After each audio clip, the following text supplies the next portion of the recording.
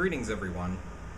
I know it's been a while since I filmed, and for that I'm really sorry. Unfortunately, there's been a lot of very personal things that have been going on in my life, and I'm not going to bore you with the details, but nonetheless, they have caused quite a few changes. I'm sure you can tell by the surroundings that I'm not in the place that I was before. I am back at college now for the summer and will be here for quite some time. I was going to wait until I was a little more settled to make a video, but there was something that happened tonight that I knew that I had to tell you about. Now, it's been 4 weeks and 2 days since I began the process to quit smoking. And as these very deeply personal things have been happening, especially over the past week, my desire to smoke has increased manifold. And every day, it has become a much larger challenge than it ever was before. Tonight, about 45 minutes ago, after such a craving, instead of making the decision to ignore it as I had so many other times before, I made the decision to put on my shoes, grab my keys, and walk downstairs. When I got in my car and started riding down the street, I decided that I would let fate decide whether or not I would start smoking again.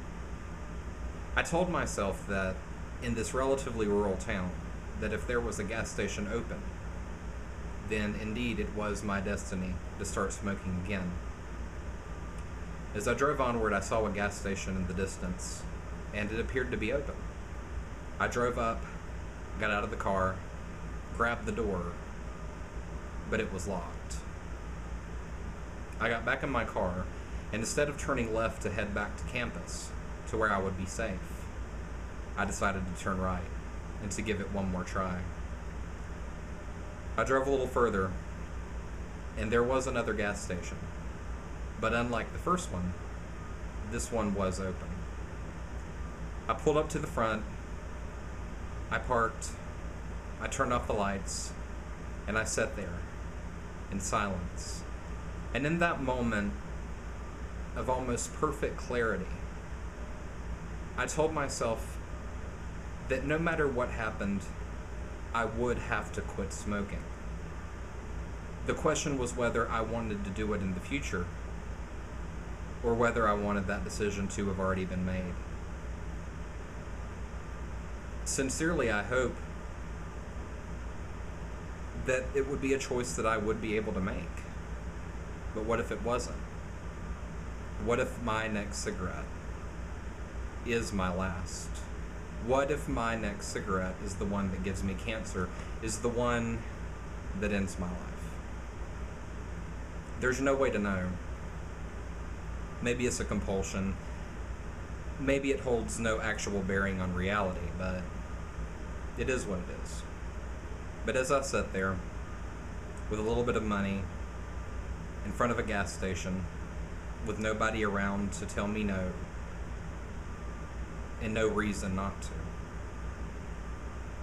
I made the decision not to buy another pack. Now, it's almost been a month, and it's no easier than it was the first day that I quit. And I know that as every day passes, that I'll be met with more intense challenges, that once again I'll have to rationalize whether or not I want my quitting to be already done, or whether I want to do it again.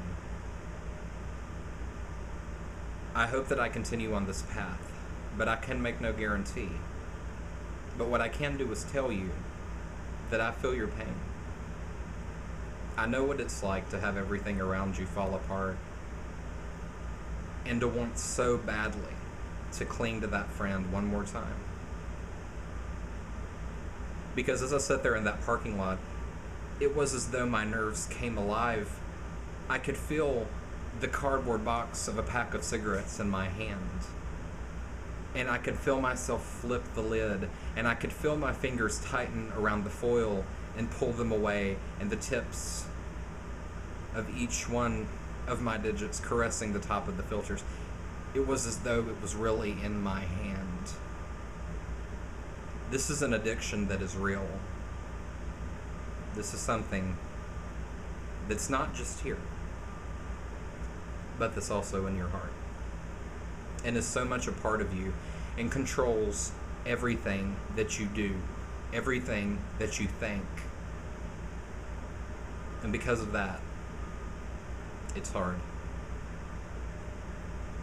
I'm Jonathan. I'm 24 years old. I'm 6'5", and I am still a non-smoker. Thank you.